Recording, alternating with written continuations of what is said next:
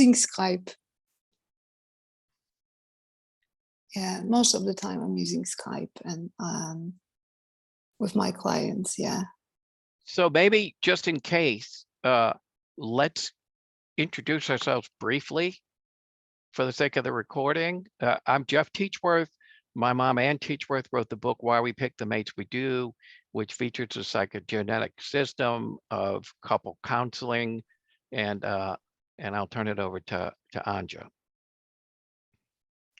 I'm Anna Dankowska, Anna Dankowska. I'm a psychotherapist and a psychologist from Poland, based in Poland, actually. So it's great to see you, Jeff. You too. And you had approached me because you do this work with the book and the psychogenetic system with your clients.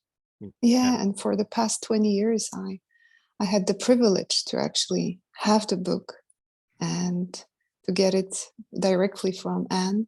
Mm-hmm. Because I attended 20 years ago, I attended her workshop about dreams, but I was really into psychogenetics, and it means a lot to me. Actually, her work means a lot to me. Yeah, and so I'm glad that the two of us are having a conversation, and this wasn't meant to be necessarily recorded and put on YouTube, but I think we both like the idea that if some good wisdom comes out of this about working with the psychogenetic system, then we may be able to share it with the public through YouTube. Yeah, definitely. And so it's Anya, is that how I pronounce it? Yeah, so, Anya, yeah. So Anya, you had asked me how I used it and worked with the system, and I had asked you, and we had agreed that we would kind of go back and forth. So I would open with one observation about it that that has occurred to me, which is in the sense of maybe there being an archetype or a program or an imprint that the child receives of the relationship itself, you know, the dynamic of the relationship, yielding the ability for the therapist to identify some unconscious behaviors. What I've noticed is that it's not just behaviors, but it's perceptions. And you know, like wearing rose-colored glasses, you know, they say give someone a rosy perspective. So in a way, you expect the other person to react a certain way, and you may initiate that with your own sort of copied behavior from your parents' relationship or your assumption. Or if the other person reacts a certain way, then you have a behavior that gets triggered. But it's the perception that I think has been really powerful for me in working with couples. The expectation, you know, that other person is not an individual, but that they're actually some kind of copy of one of the parents. So what do you mean by that is that one of them can actually invite the other to play a role that resembles their own experience of their parents. Yeah, like a self-fulfilling prophecy. And it gives the client that we're working with the opportunity to own their own perceptions or their own prejudices. I like this word. Yeah, meaning responsibility, right? Being responsible for this. Right, and you know, that's its own nut to crack, because sometimes the person's not so aware consciously of their perceptions, yielding, you know, them not being able to get a handle on the responsibility, even if they want to. But as the light turns on and they begin to sort of own the change is in here, because we know, right, when we work with people, trying to get someone else to change is harder than sort of getting to the source of your own change. And so I found that to be very powerful and helpful with this theory, is for the person, you know, have worked in and begun to identify, which parent they're modeling, whether, the inner mate model or the inner model for themselves, but the ownership of the perception of what they're projecting onto the other Yeah. person. I found that to be pretty profound. Yeah, because I can say for myself, I was really young when I met Anne. I was 23 years old. And for me, her perspective was really fresh because that was the first time when I've heard the term inner couple.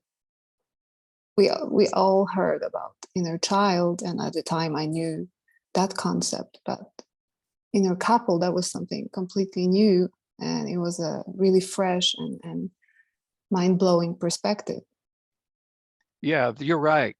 The word inner couple really, I think, was, as far as I know, innovative. That there could be a model of an interaction almost, rather than a model of a person. Yeah, and just by changing this dynamic, so the way that you see your client and how this person interacts in terms of their inner dialogue with the parents they had, right? Mm-hmm. That was really interesting for me. And as you use it now with the couples, there's a few different types of areas that can be highlighted, that the person can use as an agent for change.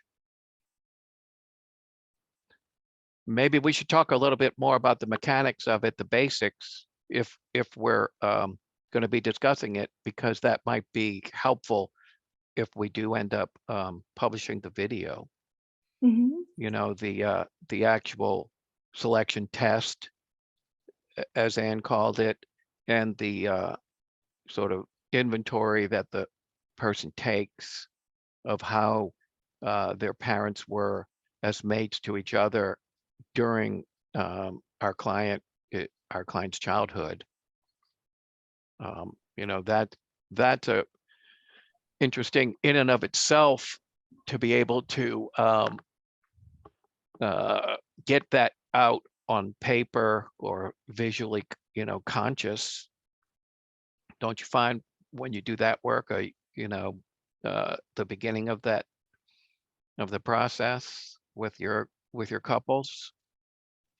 Yeah, actually, at the moment, I'm not working with couples as I used to. I have one couple a week, but when I first started, it was just so helpful to have a way to, just have them not only by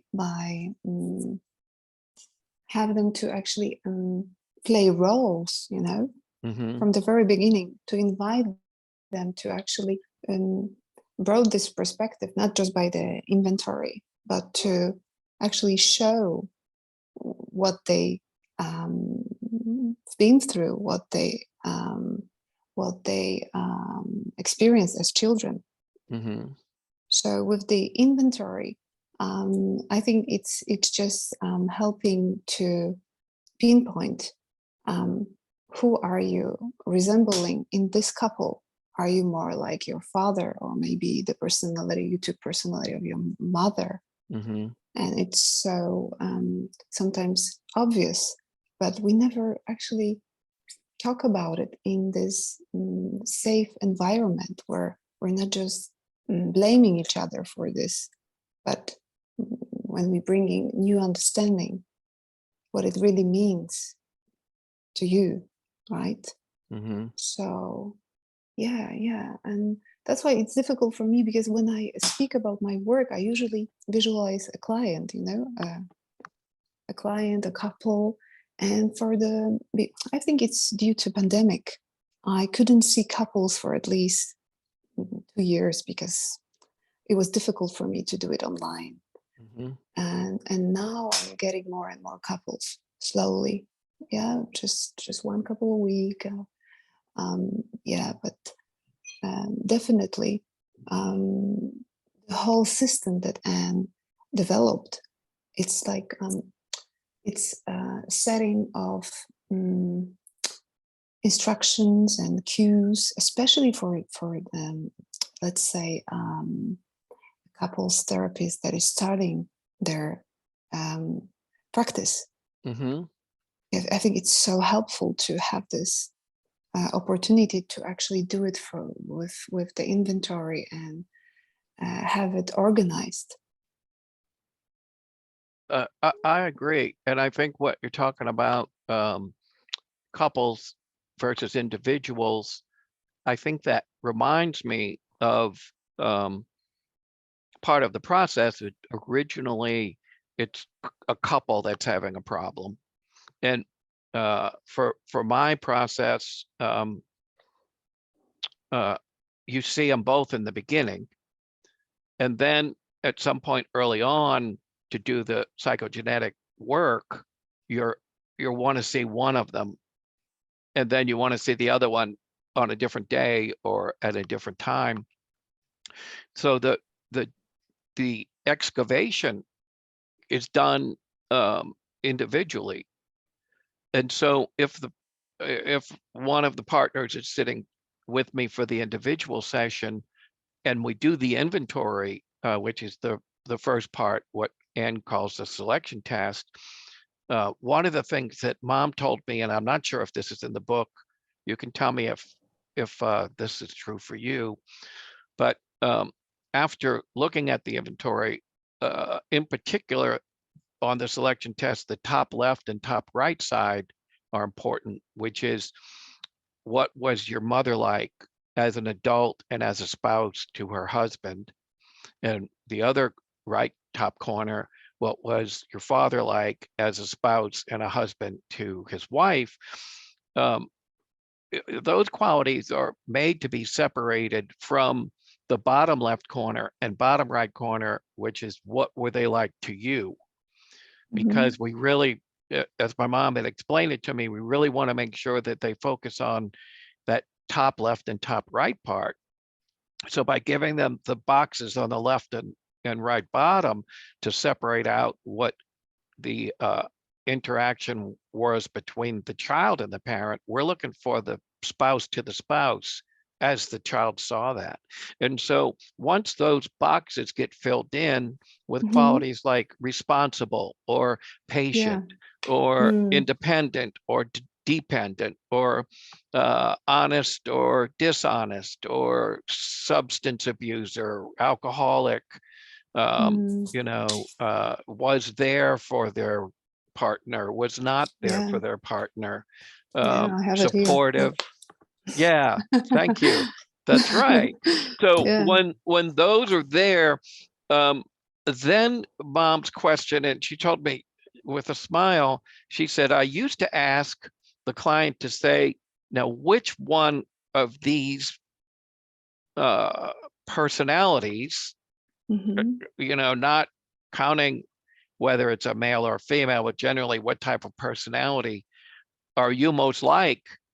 After you've kind of listed it out, sometimes she said the clients would have a hard time because they'd be like, well, I know I'm like my mother this way. And they're looking at not as the mother to them, but they're looking as an adult and a spouse, right? But I know I'm like these qualities, but I'm also, I got these qualities too. So what she said she did, and I find it works really well, is she would always ask first, which one of these is your spouse more like, right? And she said, they know, they can tell you pretty straight up, oh, this is my spouse. And so she'd write the spouse's name there, and then without asking again, she'd write the client's name on the other side. Yeah. That's why I did it with couples together, not separately. Yeah. So that's why this question, you can see their interaction because your partner actually knows. Right. But Sometimes, when they're together, you have the politics of, yeah. well, I don't want to say first who I think I'm like, you know, and then do they disagree with each other? So I have done this type of process with each of them, but I'll tell them, and I know Mom told me this, that they're not to look on each other's paper and Mm-hmm. and try to help their partner figure Mm-hmm. out these Mm-hmm. things. But she did like the fact that after doing it separately with each, that if you took the pages and you flipped one, sometimes they would match, that you would see that there's one of this type and one of that Mm-hmm. type, and the other one had one of this type and one of that type. And so in a way, unconsciously, they were looking to recreate that dynamic of those relationships, of that one relationship, but that each had a similar relationship dynamic, which in a way was kind of this unconscious attraction of Mm. the answer to why we pick the mates we do. Yeah, definitely. So Yeah. that's very profound when people can begin to get it outside conscious, you know, and have like an aha experience. And And then it's if so you have, common. Mm-hmm. go ahead. Yeah. Yeah. And it's so common that the couple that actually enters the office has its own history, meaning that when they come, sometimes it's a special time in their life, meaning they might have children already. And what we notice is how they change in terms of this inventory as well in selection test, meaning they are more like their parents. The children Even, of the clients. I mean, the parents are more like their own parents once they become parents, Parents right? I mean, the themselves. couple, yeah. The couple Yeah. becomes, yeah. Yeah, like it's another book almost. You know, it couldn't be called Why We Pick the Parents We Pick, Mm-hmm. but it would certainly show that relationships themselves, whether it's a parent-child or a mate-to-mate, the relationships themselves, those dynamics become an imprint. Yeah. And so I And what, think that's a yeah. good point you make. And what you don't want to do, you don't want to pass it on to your children. Mm-hmm. Yeah. Not the This is negatives. not the negatives. This is what I meant. Yeah. Yeah. That's been pretty empowering in the work I've done, Mm-hmm. that exact point, which is it's an additional reason, a powerful one, of why the Mm. client doesn't want to continue this unconscious old program Mm. because they've got kids. Mm. And as a therapist, I can use it if I need to sort of highlight that. It's like, okay, listen, your kids are, 10 years old, 12. You don't have a whole lot of time to really change their imprint from, Mm. the unhappy or problematic marriage that you've been exhibiting to them.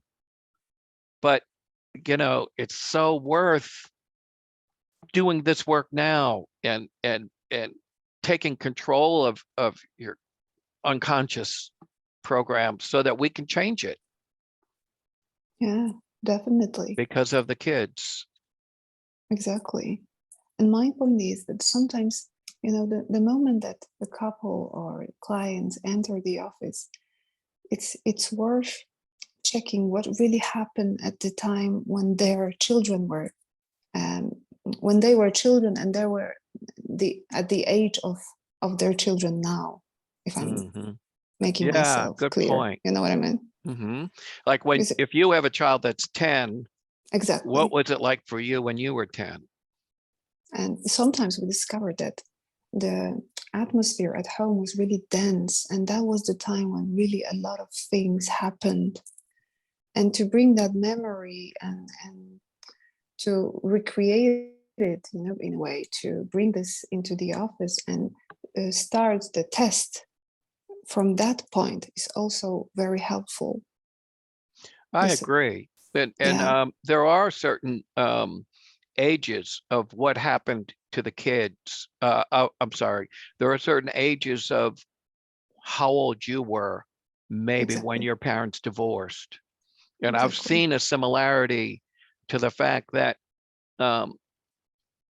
their relationship accelerated into more negativity near the same age of their child as when they were kids, their parents, let's say, divorced, or there was an affair or Yeah. something. And that age of their own child can be instrumental in triggering this program to begin to flash the alarm. I shouldn't be with this person. Yeah, this is what I meant. Isn't that incredible, right? In Yeah, that isn't it? sense. Yeah, it's such a good Yeah. point about this theory and about this type of work, is that Mhm. the unconscious gets triggered Yeah. by really unrelated things, because someone in the current, the client in their current relationship may not really have infidelity, but yet something makes them suspicious of their mate more so, Mhm. right? Which is, Exactly. to your Yeah. point, because their child has reached the age of when some catastrophe happened for the client when they were that age with their own parents.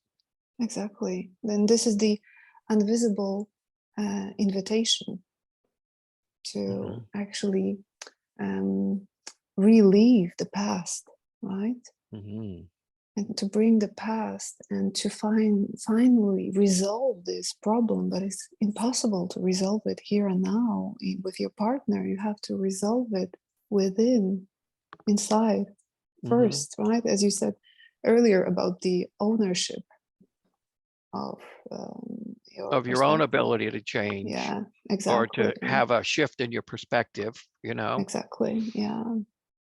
I agree. And I think that makes the whole process of doing the psychogenetic work Mhm. become even more energized, because as these theories that we tell them begin to alarm them, you know, and then it's like, okay, I really want to do it, you know. And I love to Mhm. be able to say, thanks to this system, um, in the sadness of the history of this, Mm. and the idea that you're unconsciously recreating this, Yes. we do have a fix, Mhm. right? Yeah. That's the wonderful part, to be able to say, in the next phase of this work today, Exactly. we have a process that will help you fix this. Yeah, definitely. And it's also, I think this is from I got from Anne as well. Now it's obvious for many people, but 20 years ago, 30 years ago, I don't think that we were so aware of the fact that strong couple, a couple that really knows how to address conflict and how to work under stress, under pressure, a couple that leaves space to evolve, leaves the space for each other, and is the most important part of the family. That everything depends on the couple, and Anne was the person that told me that. Great, We knew it. We know great. it now from many other teachers as well, but she really knew this from the very start, that we have to take good care of our mates, our partners, our the way we are coupling has to change in a way. Yeah, the Yeah, relating, the yeah, relating, yeah. The relating, yeah, part. like a new word, relatingship. Yeah, relationship. Yeah, You yeah. know, it's just in the Not the moment. relation. Yeah, exactly. Not relationship, relationship. Yeah, yeah. Yeah, Let's make it a verb. Yeah, let's yeah, make it a right verb. now, right? Yeah, Because all the stuff that's gone on in the past, we can't change. It's exactly. just, and it shouldn't be so powerful that we're Mm-hmm. always driving in the now instead of looking directly at the person and dealing with them in the now. We're looking at the rearview mirror in the car, right? At what has gone on in the past. And that's what is the negative perspective that flavors the opportunity of the moment and really sinks the opportunity of the moment. Mm. That's such a good point. I find that to be really powerful too, Mm-hmm. and that's with all counseling and coaching, is to get the person to realize that however I used to be, that Mm. in a moment I can change something that's a major part of how I relate to this person or even to myself. And all of it, everything can be different.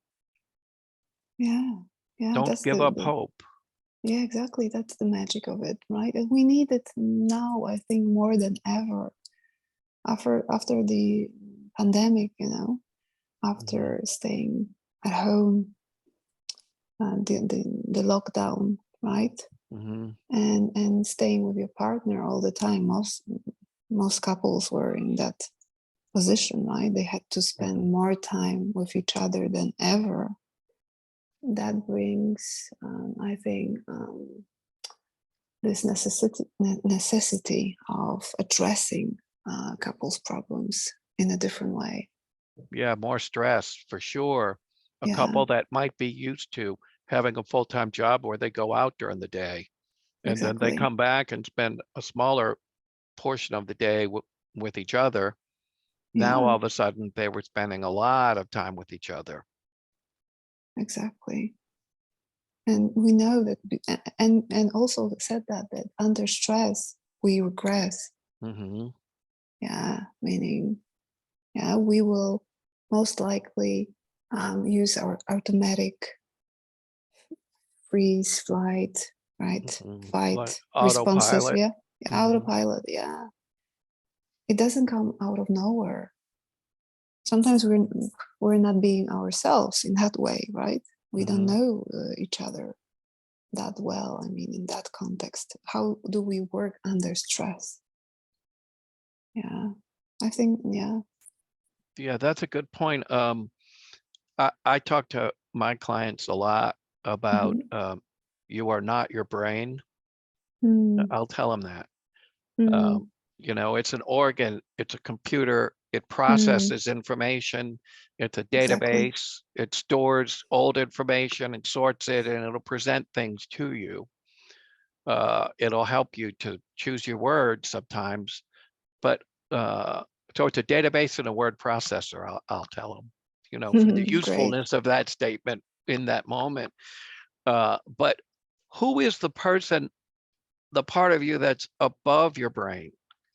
You know, Great the part question. of you Yeah. that is air traffic control, or the part of you that is the higher self or something. That's where you come from, so that if your brain serves up, oh, that person said this, I feel threatened, or, you know, there's not going to be enough left for me, or are they calling me stupid or something? And that might match the older program, Mm, that instead of being immediately saying that and immediately going with that reaction, having some distance or a couple of seconds to sort of not have to be so reactive. mm, Those types of things are where the change is, like you're saying, and those are what, if we can get our client to understand that, mm, then they can be inspired by the possibility of being sort of mindful and conscious of what their words are going to be. And they know mm, their goal is to take better care of their partner, or to take better care of their relationship or themselves, or to do something different because the other stuff doesn't, mm. oh, it never works. Yeah, or just to align with your values, you know? I agree. Yeah. I think your values is at the foundation Mm, of your beliefs and your um, and your actions and your words. exactly. And your emotions, yeah. Hmm. Which sometimes means that we respond, but we're not being responsible. We just, react. Yeah, yeah, I Yeah, like we react that. quickly. And if we turn towards our own values, we can actually respond and do something with another Mhm. feeling. Manage Yeah, ourselves better, huh? yeah, definitely. I Yeah. like that sentence, you're not your brain. I actually wrote it down. Look, there's a book. I was going to write that book for the longest time, and I found it Mhm. somewhere. I finally saw it someplace. I don't know if I have it in my stack, Yeah. but it's called "You Are Not Your Brain." So I quickly ordered it. I Wow. quickly ordered it on Amazon, and Mhm.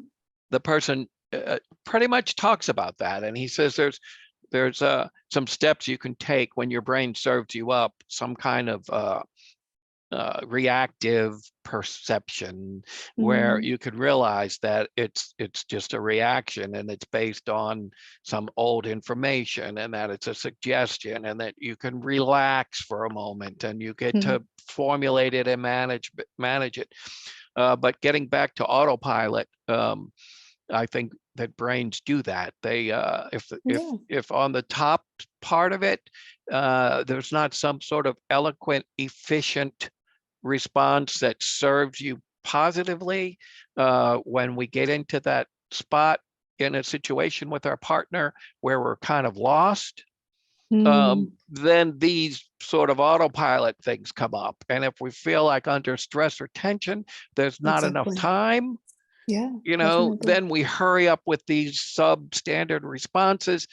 They may well match the psychogenetic profile Mhm. of your parents' way of dealing with problems. And then you got a partner that you unconsciously picked who had some kind of a similar parent dynamic Mm. program. And then they go into their negative response, and it's, boom, boom, boom, right down to hell. Exactly. And Yeah, so that's what we want to try to stop with this type of work. exactly. We don't want the client to react to the image Right. of the partner. We want him, as you said, relationship, right? We want him to relate to here and now, to what's Mindfully. present. Yeah. Exactly. Yeah. Self-managing. And so Yeah. that brings us to the part of the work that becomes really important, which is, for mine, how I've done this is the work then calls for some role play, right? Mhm. And it asks the client um, to come up with some sort of memory that sort of symbolizes the the problem in Mm. the relationship between the parents. And sometimes, Anya, by the time I'm ready to ask that question, the client already gave it to me. Because when they're filling out the profile, they may well Mm. may well say, "Oh, well, my dad was an alcoholic. He was gone. Mm. And one time, my mom threw us all in the car, and we went looking for him. And finally, she found him, and we stayed in the car while she went in the bar, and she Mm. came back out with him, and they argued in the parking lot, and she drove off, and we didn't live with him anymore." Mm. And so then I've already got sort of this major argument, or this major experience that crystallizes some of the way that relationship, I would say, settles a problem, but really in a way that relationship doesn't settle a problem, because the imprint is, if I find my mate um, uh, disappearing, or if I find my mate um, insubordinate, or if I find my mate to be a victim of substance problems, then I leave them. I abandon you know, because mom got mad and mom threw things and then she kicked him out or whatever, which might in the original moment might have been somewhat practical, but in the program, it becomes a negative impasse for the couple. And it's a ghost that really haunts them because the partner may not even have done anything quite as drastic as that original part in history. And so that's where I think we want to bring them into the exercise that's going to give them a much more conscious awareness and more choice. Yeah. Do you find that with the work that you do with them when you get to the actual role play with the chairs and the recreation of the imprint? Yeah, especially when you said the choice to actually give a new ending to that. Mm-hmm. And to find a new way. What would you like to hear from your mother? Right. And what would you like to, what do you wish your mother would have said?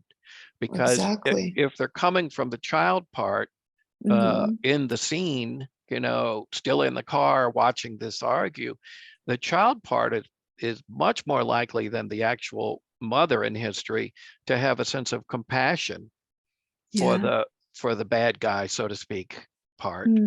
And what I found is very profound in this part of the work is that the client themselves, as they are the mother, let's say, recreated yelling at the father, at her husband, let's say it that way, to make sure we're talking about a wife to a husband and not a parent to a child. But as the wife is arguing and yelling at her husband for some obvious transgressions, now in the final part, because in the original part, they play it as it originally happened. And so it becomes very vivid and very fresh for them. And then there's kind of a time where after that, in order to dissociate them from that just a bit, I'll have them sit back in their original place. And as a child, how did you feel being there for that? And so then I'll come back and I'll say, now we're going to do this again. And this is where the fix is. This is where the opportunity to have a better program is. So we can take the old program and let that pass behind you and install the new one. And so then I'll have one of them say the thing that they began to say in history. But then when I have them switch, that's when I'll tell them, okay, so now I'm going to allow you to play this differently. And they're like, well, how? And they're already pretty emotional, right? Well, how? And then I'll say, well, this time you're going to play, and I'll use the name of the person rather than your father, again, because I'm trying to make sure that it's not daddy as much as it's Bob, you know, Bob talking to Doris, you know, and it'll be, so now I want you to play Bob differently. Bob still did the stuff he did. He still drank, but now at this moment in time, something's going to be different with Bob. You're going to actually role play Bob now as you wish he would have been, with more ethical values, more of a sense of owning his poor behavior and his problems. And I want you to have him be able to speak to that and say to his wife, Doris, what you wish he would have said, the way that you wish he would have said it. So take a moment and just feel that, how you would like him to have been, and the change that you'd like to have in him. Go ahead and improvise that. And then really interesting stuff happens. Tears come, a sense of understanding the villain in a way that they weren't allowed to, as long as they followed the program before. And with that insight and compassion, it's a multi-dimensional role instead of a two-dimensional flat role, you know? And they begin understanding things about this parent that were buried that they have the capacity to do now because they're 35 years old, so they mine that original situation when they were 12 and they pull it up and they experience it in a full perspective. And as you know, Anya, that opens them up a lot to a Exactly, whole because new program. that's what every child wants. Every child wants to see parents happy, And to happiness, understand them. and to Like, be understood in a way. Understand mhm, and be understood. yeah. For my work, I know moms sometimes wanted it to be happy ending. And but I found that as I did it, especially since she had passed away in 2012, we're talking now in 2022 here, but Yeah, I found that it's important that they understand the emotionality of the other person, because it makes the other person, even if they did the wrong thing, it makes them a sympathetic character. yeah. You mentioned compassion. That's the most important thing, It actually. is. They That's wouldn't have when known as kids exactly. what Yeah, the pressures of work were, or they wouldn't have known as kids, some of these other more adult-like problems, but now they do. And that fills in the old program and inflates it into a fully understood character. but also takes the pressure from the child, because sometimes child thinks that, oh, it's my fault. Their problems were Yeah, my good fault. point. Yeah. Yeah, and when you're describing it, I bring this understanding. Hey, these were their challenges. It had nothing to do with me. I Mhm. wasn't the one who caused Yeah, and this, that's right? kind of a side part Yeah. of this work, because and I'm glad you told me that. It reminded me of it. But the relationship between the parent and child is a different type of work. But if the Mm-hmm. wife thought in the wife role, and you have Mm-hmm. the husband role, right? And the client unconsciously has picked one of these roles to be their own inner adult model, and the other one is the role to be the inner model of their mate. Then in the inner adult role, there may be some, it's my fault. That's in there too, because the mother may say, if I had been a better woman, or if I'd have been a better wife, my husband wouldn't have needed to go out to the bars and get drunk. Yeah, And definitely. that's sometimes arbitrary and fictional. Mm-hmm. And that type of martyrdom that that one of the partner roles took on could well have been modeled in the parent to child relationship too. And if Mm-hmm. martyrdom is a theme that has been holding the client back, then based on what you're saying, it's a 2-for-1, Mm-hmm. because they may get it in the mom sort of being the underdog role, but yet that got transferred also through the parent child role. Yeah. And so here's a person who's always the underdog, always inferior or something. And that gets dealt with in this type of work as well, huh? And it can reveal some secrets as well. Mm-hmm. Once you, Secrets. yeah, Secrets. yeah. Once you sit on the chair of your mother or father, you, Right. you can come up with words and explanations and understanding that you never were, Realized. yeah, realized in a conscious way, which Mm-hmm. is also very interesting. It's so interesting, isn't it, Anya, that the word secret implies that, I know something that you don't, but yet Mm-hmm. you're talking about a person having a secret from themselves. Yeah, Like, what does it yeah. take? Maybe that's, you're not your brain, but what does it take for you to have a secret from yourself? How could that Mm-hmm. even be possible? Yeah, from the subconscious perspective, it's always possible. That's why we need dreams, right? Hmm. Yeah, they say that the unconscious mind processes a whole lot more information than the conscious mind. Mm, And so there's only so much we can hold in the cup. And how we mm, generalize larger parts of information and sort of bury it in terms of sort of a descriptive topic at the top certainly helps us function in the world with a conscious mind that's like a cup of a certain size compared to an ocean of information. But there's bound to be errors in there. And when those errors, such as in this relationship imprint, become so provocatively negative that the current relationship suffers from the client, then that's why they're coming to our office, and that's why they're hoping that they can find out some secret that they have from themselves that's buried in that program that they sort of wrote the summary of when they were 12 years old with a 12-year-old person's mind and a 12-year-old person's lack of adult experience, and go back and excavate that and then have the awarenesses they need to not be limited by it anymore. Huh? Yeah, I like the word choice as you pointed this, that the client needs choice. Yeah, I think that it's so important is the self-management. You know, it's like Gestalt talks about, you know, the parts.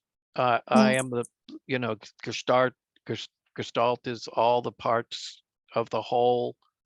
And sometimes it's useful to look at the parts, but in a sense, we want to be whole people. And there's a sense of sort of overview or management of all of this input and all of this information and all of these feelings that just it has to be accomplished fairly well so that in our interactions with people, we're able to sort of go towards our goals and our values. Exactly, because a lot of our decisions in couples as well are fear-based.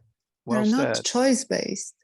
Yeah, and if you think about, yeah, this is what you're saying, if I get it right, that self-managing means that your decisions are also choice-based, that you right, and you are can aware. tolerate some fear, that you can tolerate fear for a little bit in order to sort of get more information. I was reading in this book about evolutionary psychology where they talked about the idea of the alarm system that's built into us. And they said at one point in the book that there were 2 alarm systems in us. And one is a quick one with a quick reaction, and the other one is more thought out. And the example they used was if somebody's walking through the forest in the evening, they may see a snake right at their feet all of a sudden. And so they jump back. And then after they've jumped back, they look and it's a tree branch. And they said that, you know, using the quick fear system, the survival sense was immediate. And then the question became, well, if the second system gives us more information, then why hasn't the second system evolved to be much more primary than the other system? And they said that over thousands and thousands of years, those people who jumped right away when it actually was a snake lived to reproduce and to reinforce that quicker alarm system. And the ones who didn't jump and maybe relied on the other one got bit and didn't live. So ultimately we need them both. But if you're living towards, like you said, that the fear-based primary system, and you're always reacting so quickly, you never get an extra 2 or 3 seconds of information. And that extra 2 or 3 seconds of information is incredible to get in our decision process. Yeah, it gives us the space. So self-managing, you have to be able to tolerate. And in couple relationships, I wish I could say all the time, but let's say very rarely are you in fear for your life in an argument. Although sometimes, unfortunately, yes, it's time to duck. Yeah, so true. But in the cases, most of the time, we're not under the threat. It's certainly, some kind of cookie cutter sense of fear that's based on some program of what our parents did is not helpful. And the couples that come into our office prove it, because they're the ones that are saying, whatever I'm doing, whatever we're doing is not working. Yeah, that's why I think the future of couples therapy is very interesting. And yeah, I think Anne's work and your perspective, your perspective on her work as well, is worth implementing and using and even teaching to other couples therapists. And yeah, I'm really hopeful that this work will get more interest. It should, because there are other psychotherapy approaches that cover these things, but Yeah. to treat the pre-programmed sort of archetype of reactive, less managed reactions as something that's important, and to say, how can we get at this program, this imprint that this person took as a child by watching what their parents did and didn't do.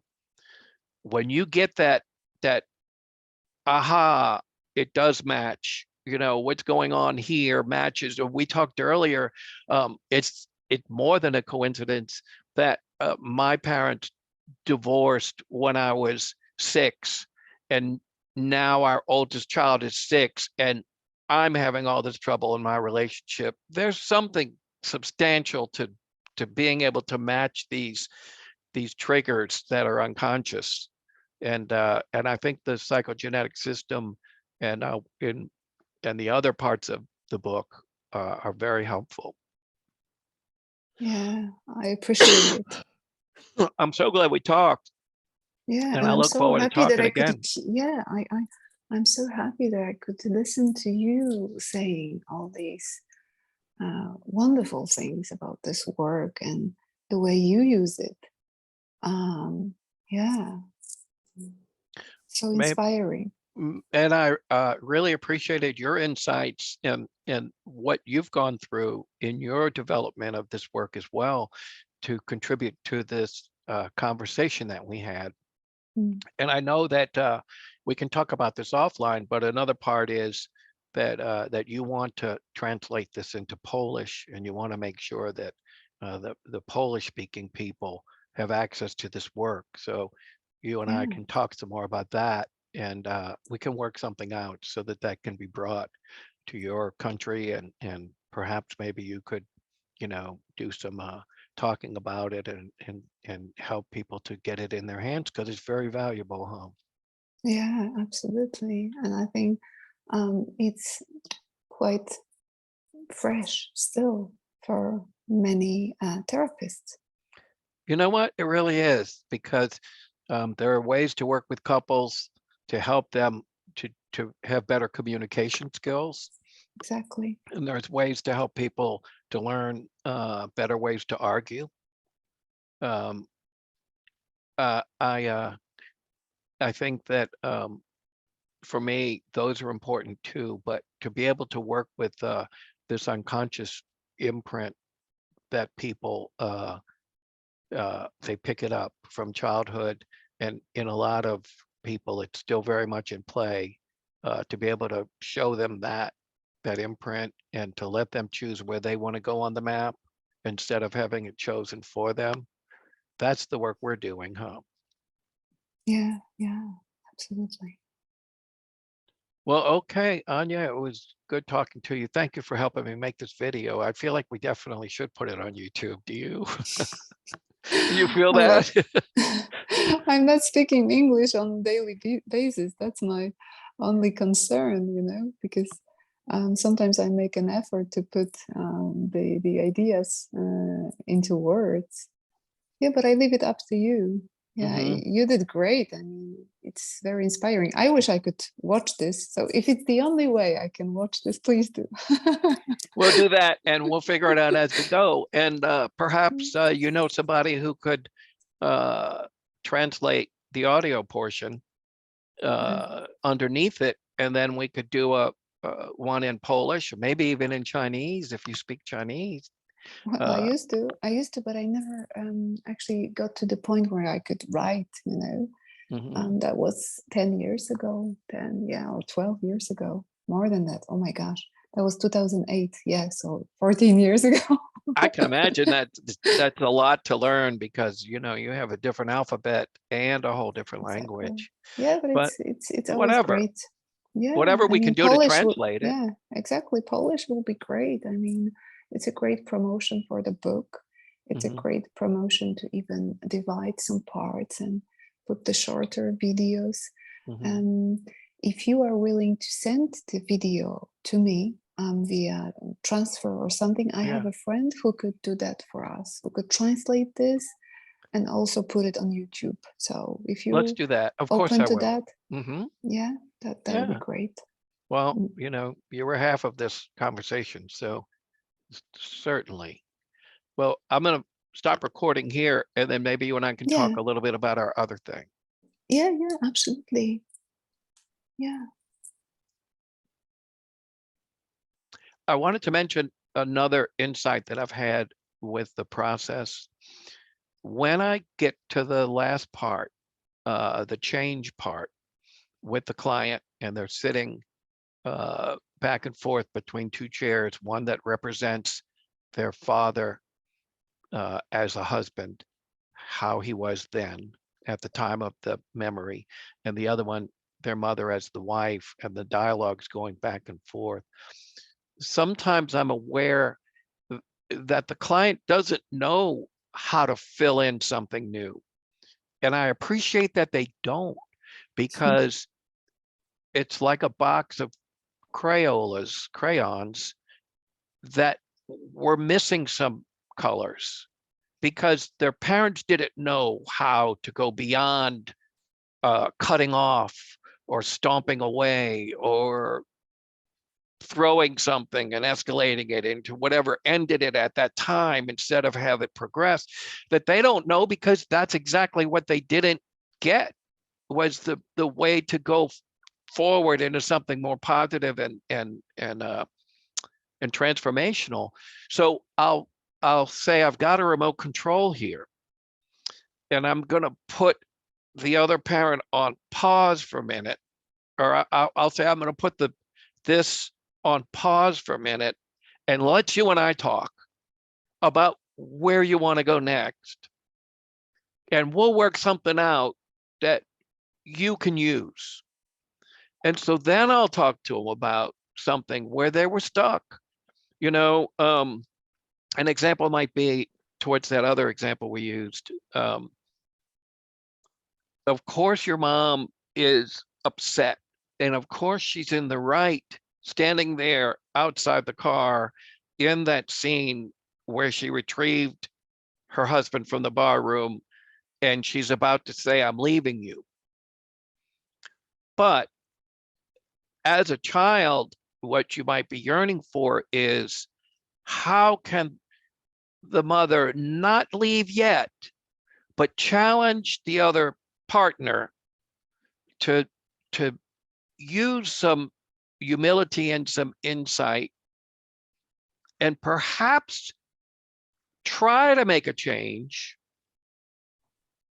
and the mother not be foolish, like, oh, he said he's going to make the change before, he's always saying it but he never does, right? How can I talk to the client about how that might be better and different and still be productive? Is, how about she gives him 1 week? How about she says, look, I'm exasperated with you always saying you're going to make the change, but I love you and your family needs you and I want you to stay. but you've got a serious problem with this alcohol. So if you're willing to say that you'll literally go right away into an alcoholic treatment center, if you're willing to say that you really love me and that you're really honestly willing to try this time, then I'll be vigilant and ask you to be accountable. And I'll give you 1 week to show that you really are trying. And if you really are trying and you're making some progress, then I can be satisfied and maybe we can save this marriage. So that's the part that maybe they never saw, that they never got. And so they'll kind of, in my example, they'll say, okay, I get it. Yeah, that's what I want. That's what I want. I want daddy to be able to stay, but I don't want it to be a foolish fake. So that's what I need to say as Doris. That's what I need to say. And I'll say, okay, you kind of got it. And I'll tell them this. I'll say, just get the feeling of that and you'll have the words come out. You don't have to memorize what I said. Just get in that feeling space. And then when you're ready, tell me and I'll put it off a pause. And so then I'll do that. And then they'll say this thing that's progressively different and better, but they will have been kind of helped to get it. And so then when they say that to the other person, then when they've said it, and that's the piece that they're going to use in a different way to deal with their current marriage. And then when they go sit in the other chair and they have to become Bob, then Bob's like, oh my God, you didn't kick me out. I deserve to be kicked out, but you didn't kick me out. But you squarely put the responsibility on me to roll up my sleeves and do the work. And I'll do it because I love you and I love this family. And that's how I find I can shape the really nice, meaningful outcome while giving them both the tools to sort of go deeper inside than their automatic reactions and to have real change to expand that program into the productive, useful, sort of self-managed, responsible, yet accountable parts. Because in some of these marriages, the person wants to forgive, the person wants to keep the person, but if you do it as a fool and there's no accountability and the other person is not really investing, then it's the same old bullshit.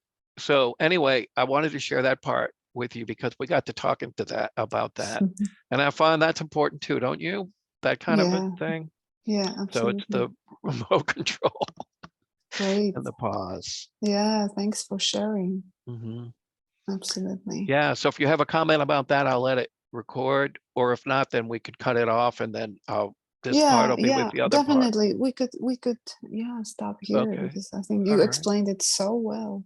Yeah, and it's really so fulfilling to watch couples, to watch an individual sort of grow in their container space, to be able to contain more choices and more options and bring that back into their relationship. So instead of being sort of on or off, simplistically in or simplistically out, they have more ways to sort of deal with this in a more mature way. That's what they're looking for. And a lot of times when I say those things, they already know it.